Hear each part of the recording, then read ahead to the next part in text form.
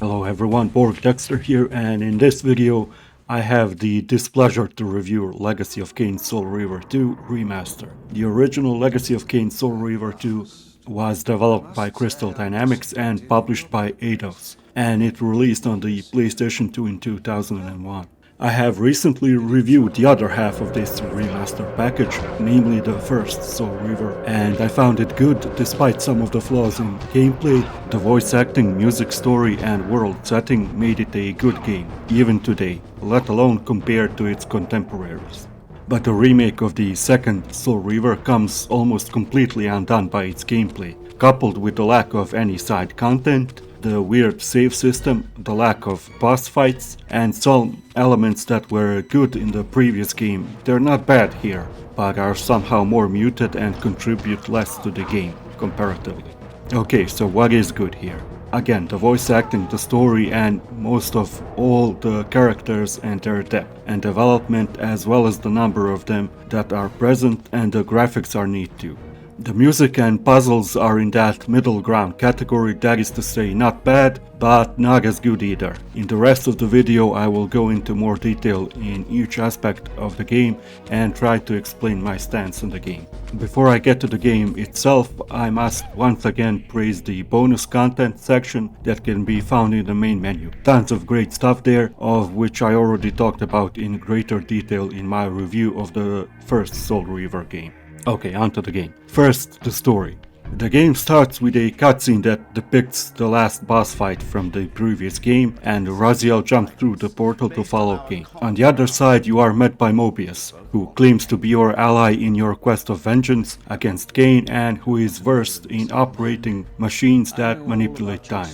Raziel is in a past timeline where the world of Nosgoth is not in ruins but thriving, while the vampire hunting order of the Seraphans is long gone. Mobius established a vampire hunting order of his own, in whose fortress, previously inhabited by the Seraphan order, you now find yourself in. What follows is a story that spans multiple timelines in the world of Nosgoth, where many parties vie for achieving their agendas and seek to use Raziel to achieve their goals, where some characters turn out to be different to how they superficially appear to act. And while whenever stories are told within the frame of time travel can be nonsensical and get entangled, the story in this game manages to pull it off and presents an interesting and compelling world and settings for characters to play their roles in.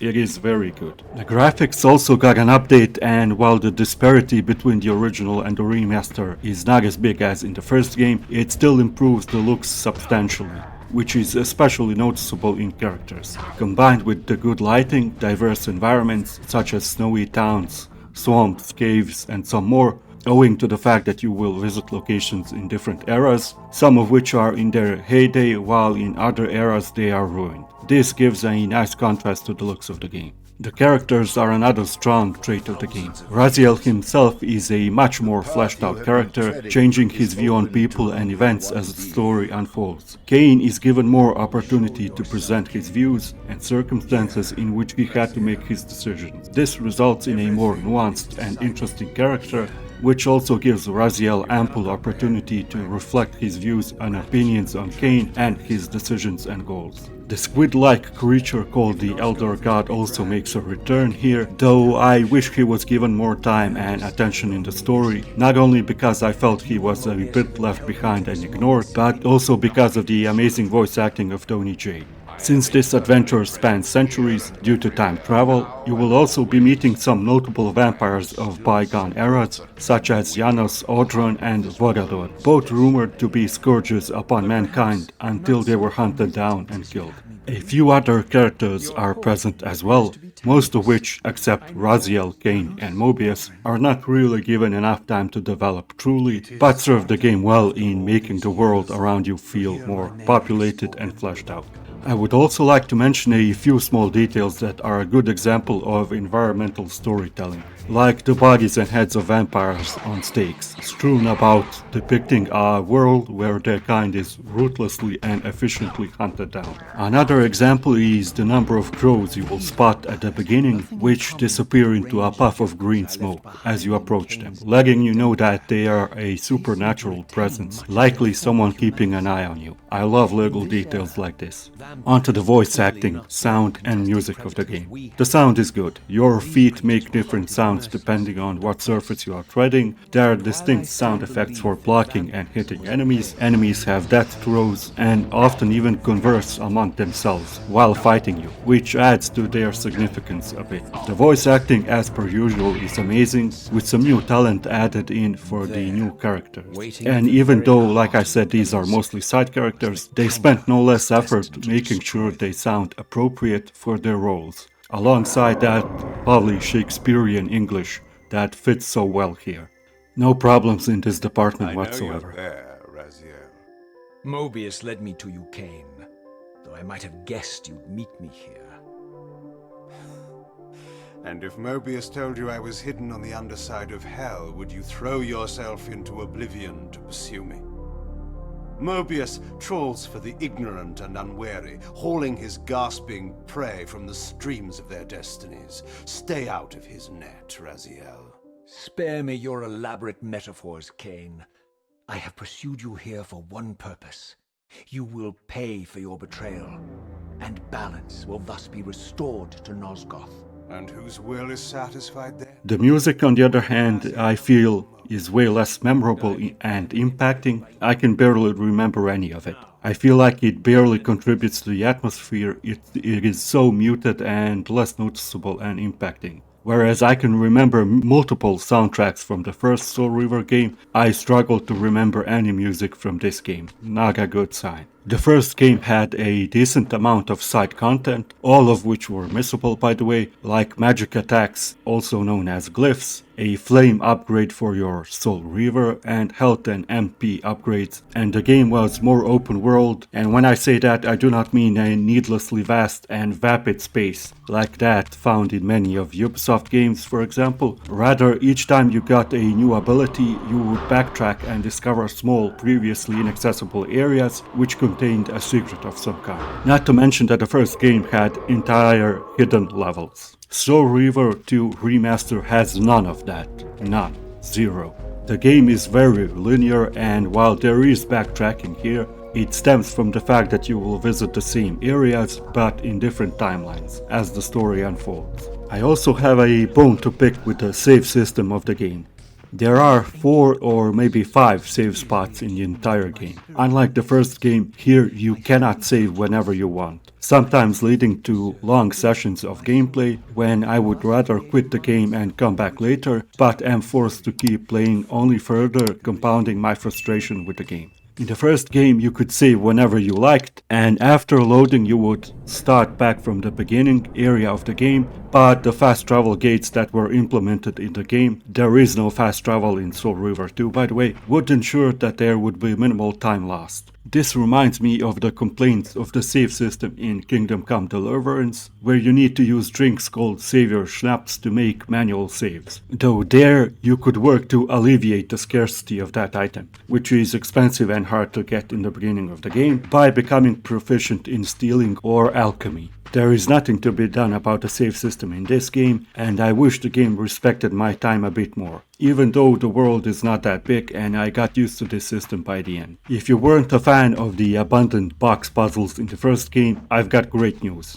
There isn't a single box puzzle in this game. Rather, there are elemental forges, each imbuing your sword with the corresponding element, which serve to open certain passages and have no other gameplay effect. In these forges you will be changing the elements with which your Soul Reaver is infused to open doors, create paths, or obtain items that pertain to the solving of the current puzzle. Sometimes you will have to defeat enemies that hold shields, which you can use to open doors, or use cups to carry liquid to and from, bowls, or manipulate mirrors to direct a light source to where it needs to go. While there is variation here, the locations in which these puzzles are placed seem needlessly big to me, with long, meandering hallways and vast, open and mostly empty rooms. Also, if you imbue your Soul Reaver with the dark element, for example, and then accidentally switch to the spectral realm, or die and go there, the Soul Reaver loses the element and this can set you back, seeing as these puzzles are designed to be done in steps which cannot be interrupted, else you go back at the beginning of the puzzles.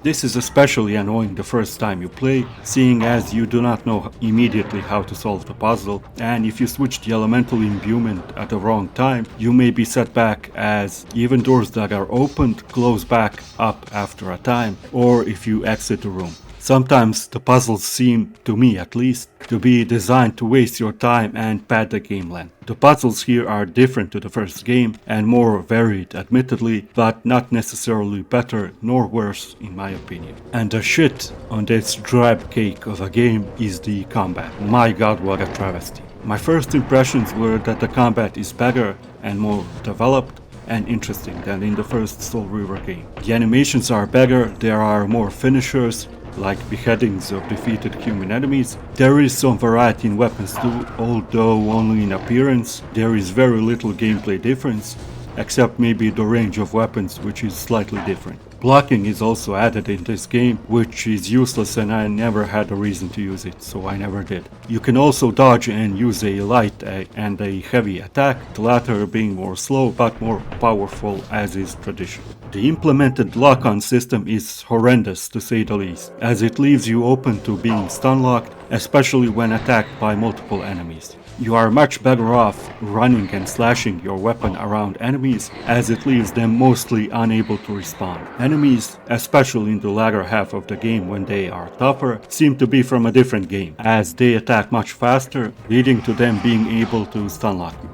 You can definitely stun-lock enemies too, which is only fair. With regards to enemies, there are many variations of them, from human factions from different eras in the history of Northgard to specters, minotaur-like beasts, frog-like monsters, and creatures with electric attacks.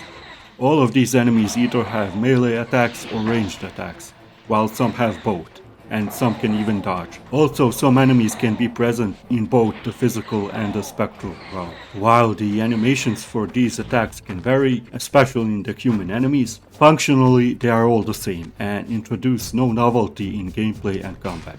When you attack enemies, your attacks are very cumbersome, ineffective, and the same is true for dodging. It's awful. On to weapons now. You can use various types of swords, spears, and axes, as well as the occasional torch. Like I already said, weapons vary in appearance, and this variety provides very little gameplay difference, other than the fact that these weapons vary in range a bit.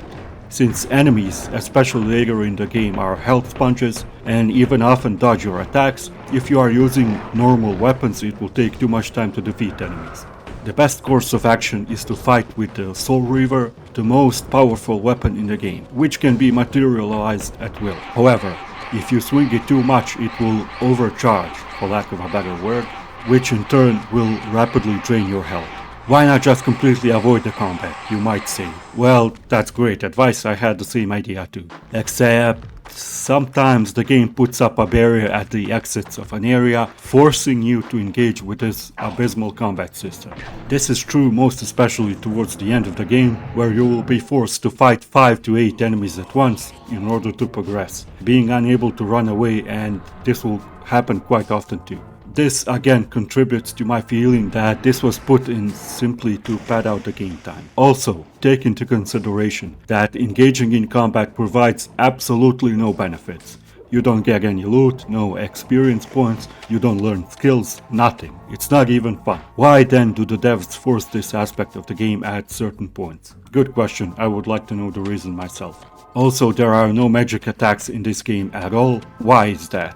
Why was this removed from the game? These attacks provided much needed variety in gameplay, as well as adding an additional flair in the first game. Another aspect of the game that is missing is the boss fight. They were a great addition in the first game, again providing much needed variety in the gameplay, as well as providing interesting tidbits of the story. While these boss fights in the first game were not particularly hard to figure out and beat, I loved them. In the end, coming from the first Soul Reaver game, I was very disappointed with this sequel. I usually have a high tolerance for suffering a game lacking in multiple aspects of the game, provided that other aspects are good enough to pull the game through.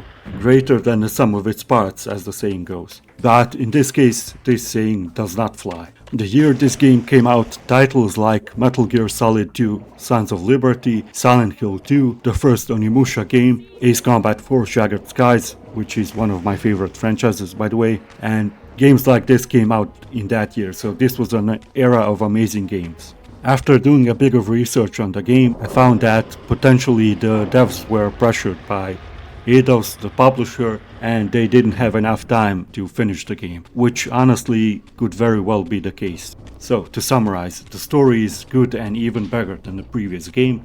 The voice acting is also amazing. The characters are interesting, nuanced, and developed as the story goes on. The sound effects are decent too, and the music, while not as good as the previous one, is okay as well.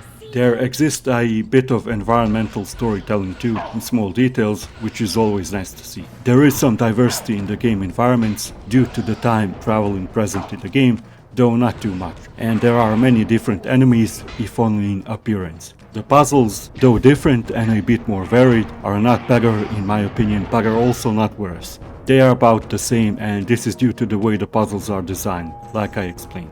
Where the game goes down completely is the gameplay. Terrible combat, lack of optional content, no magic attacks, the game forcing you to engage with the terrible combat in some areas, the absence of boss fights, and yes, I know there are boss fights of sorts at the end of the game, though they require no special tactics, just wail on them until they are defeated, which is honestly laughable. The odd design of the save system contributes to the frustration too. Keep in mind that a sequel is supposed to improve upon its predecessor in most, if not all, aspects. While the story and characters are better, the music is weaker, the puzzles are about the same in my opinion, the combat is even more cumbersome and worse, especially given that it is forced upon you at certain points. And when completely avoiding a certain aspect of the game is more favorable than engaging in it. That says a lot. The improvements are overshadowed by other flaws of the game, resulting in a worse game than the first one. Given that this is a remaster and not a remake of a 25-year-old game, I give the Legacy of Kain Soul Reaver 2 Remaster a 5 out of 10. An absolutely average and sadly forgettable experience, and a massive, colossal disappointment. Honestly, you're better off watching all of the cutscenes or maybe a playthrough on YouTube and not even play this game. Okay guys, that's gonna be it for this video. If you liked it, give it a thumbs up. If you didn't, give it a thumbs down. And let me know down in the comments below, what did you think of this game. Until next time, see ya.